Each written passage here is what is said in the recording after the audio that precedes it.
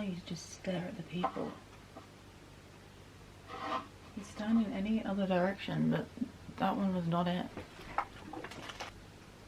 My French is a literal disaster. We will not be talking about that. Hi everyone, welcome back to my channel, or welcome if you're new here. In today's video I'm going to be showing you all the books that I want to read this summer. I'm literally the last person to do this, but I thought that there's still a couple more months of summer, thank goodness, and I plan to read during them, so why don't I share my reading plans for the next couple of months with you. So I have 9 books to mention. 8 of them I have physically, 1 I haven't even bought yet, but I shall be reading it in time. Kind of a big range of different genres and everything, and yeah, hope you guys enjoy the video. So most of these are short reads because I'm getting out of a 2.5-year reading slump, so it's kind of essential that I am engaging with the books I'm reading. I'm out of focus.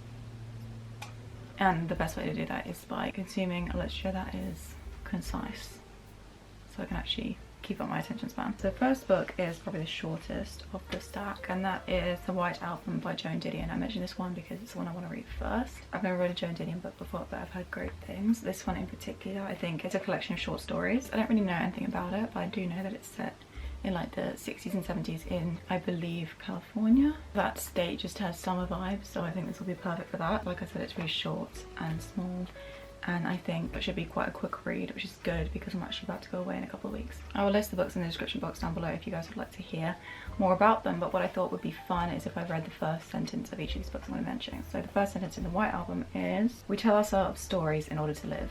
That is fantastic.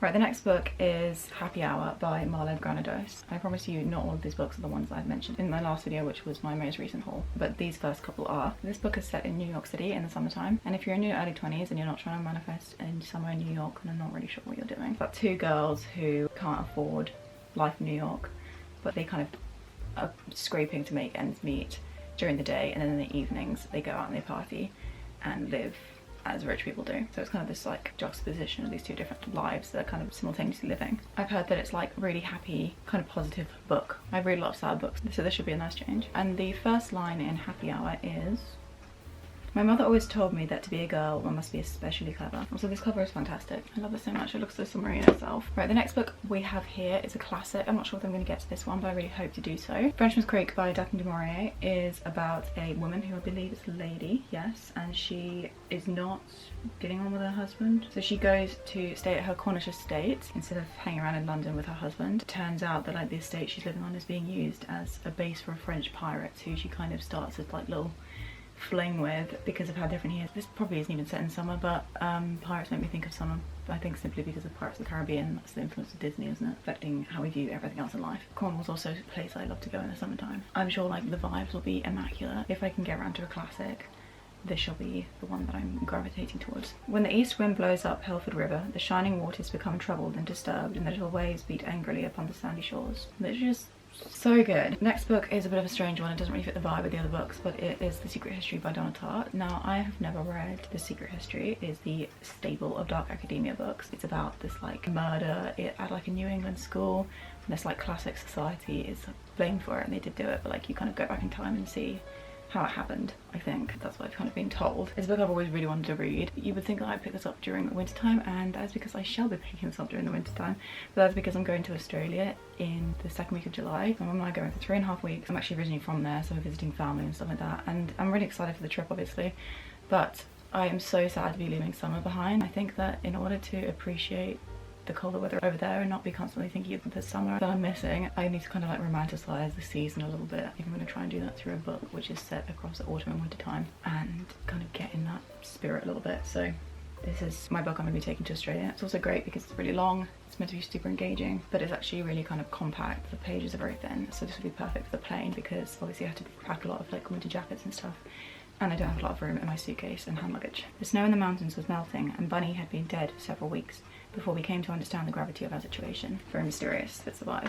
Next up, we have another kind of like TikTok darling, and that is My Year of Rest and Relaxation by Ottessa moshfegh. This book's everywhere, all over the internet, all over social media. It's about a girl who is suffering with depression, and she decides that because she's in a privileged enough state and she's not needing to kind of look after her own life, she thinks the best idea is for her to kind of retreat into the way she's feeling and nap basically. So she does that through taking medication, and it's just very introspective and internal. So I think this should be quite a heavy book, but I'm in like a quite good state mentally at the minute, which I'm sure is likely to change at some point. But if I stay in that long enough, then I would really like to get to this book because it's been on my mind a lot recently. I want to get to it before it kind of dies down on social media a little bit, and I'm sure it'll be something I enjoy if it doesn't get me down too much. So yeah, it should be a fun time if it's not a very not fun time. Whenever I woke up, night or day, I'd shuffle through the bright marble foyer of my building and go up the block and around the corner to where there was a bodega that never closed, setting the scene. Next up, another kind of strange one, a bit of a throwback to, I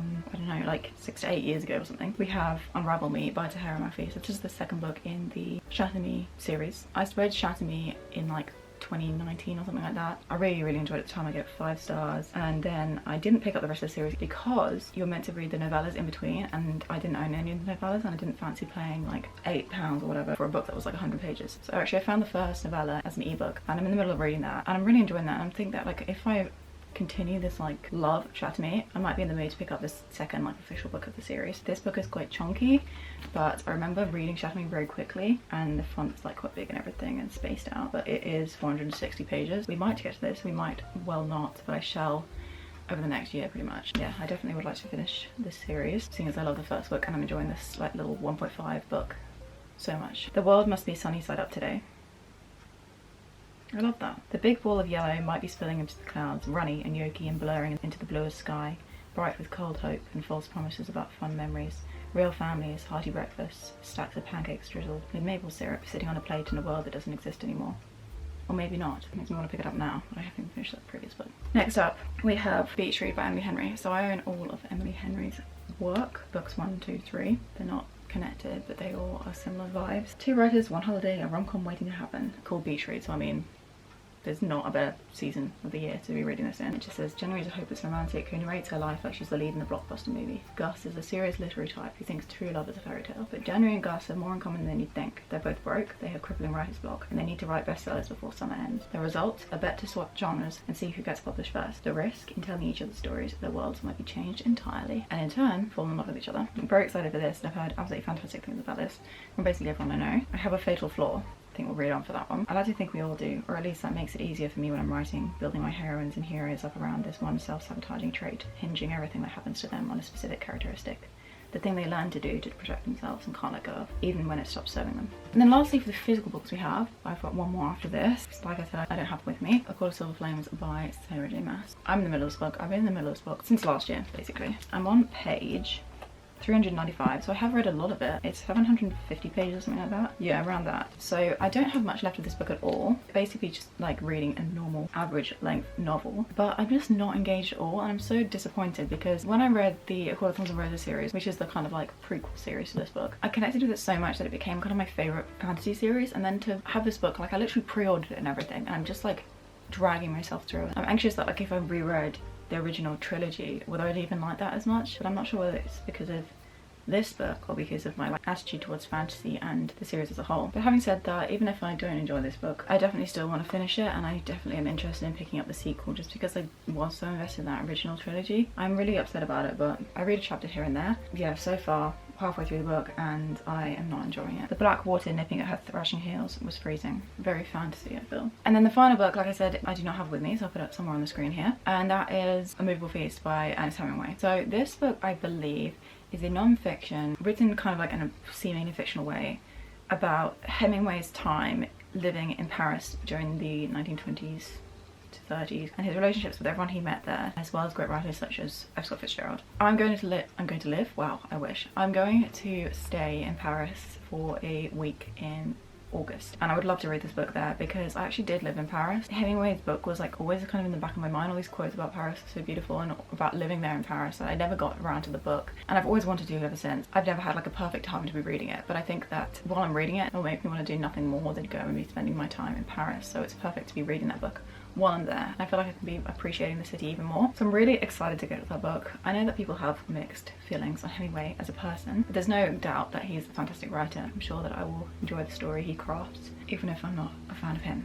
But yeah, like I said, I'm trying to source a copy of that. I need to track it down before I go away, of course, but I'm not sure which edition I like because I don't love theme editions. I feel like they could do something so special with that cover, but they really haven't. I'm still on the lookout, holding out hope that maybe they'll publish a new edition of it within the time period before I start reading it. So yeah, those are all the books that I want to read this summertime. Chances are I won't get to them, slash I will pick up other books, but in an ideal world these are the books I would love to get to, and I am kind of as excited about all of them except for I got Silver Flames. That's just, it's not it. I'm very sad about it. But yeah, I hope you guys enjoyed this video. If you did, make sure to give it a thumbs up and subscribe. I have also a couple of ideas for themed kind of like reading vlogs and stuff like that, like video projects with books I haven't mentioned in this pile, but I can do reading vlogs of like any of these books like individually if you guys would be interested in that. So there are still books in my mind that like I'm thinking of like trying to get to this summer, but I'm going to try and surprise you a little bit with them. But on the whole, these are the books. I'll see you guys next week for another video. Bye.